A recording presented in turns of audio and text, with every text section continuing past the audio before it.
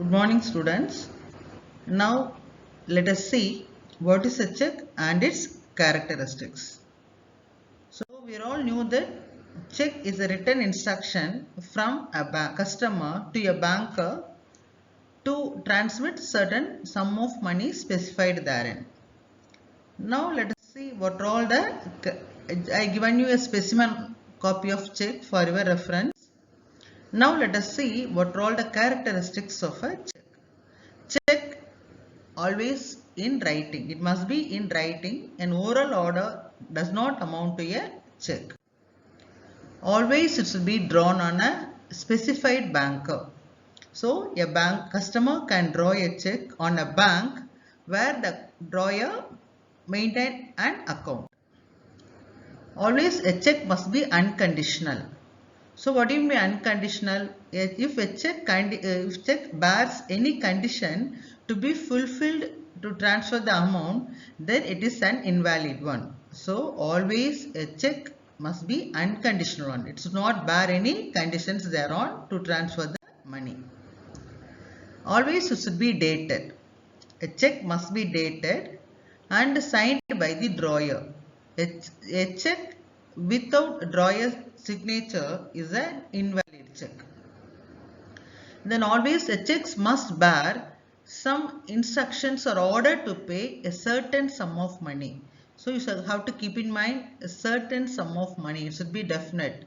So for example, you have to write if a check contains pay rupees 1000 or pay rupees 5000.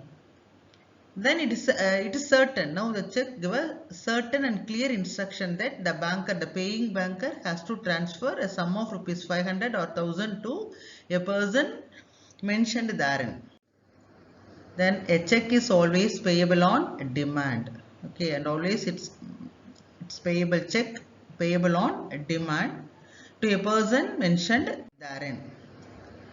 Usually, next about validity. A check is valid for a maximum period of 6 months. Thereafter, it becomes a stale check.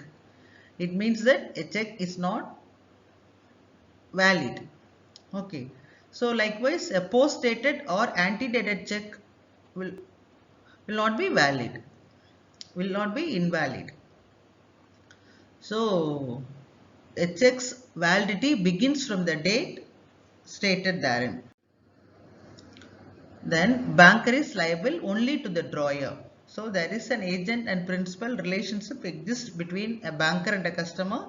So a banker is acting as per the instruction of a customer on the basis of that relationship. So actually a holder or a bearer of a check has no remedy against the banker if a check is dishonored. The banker is liable only for a customer. Even sometimes a check may be payable to the drawer himself or herself. It's called as a self-check. Then check does not require acceptance and a stamp. There is no need for any stamping formalities for a check. So I hope you understood what are all the characteristics of a check. Thank you.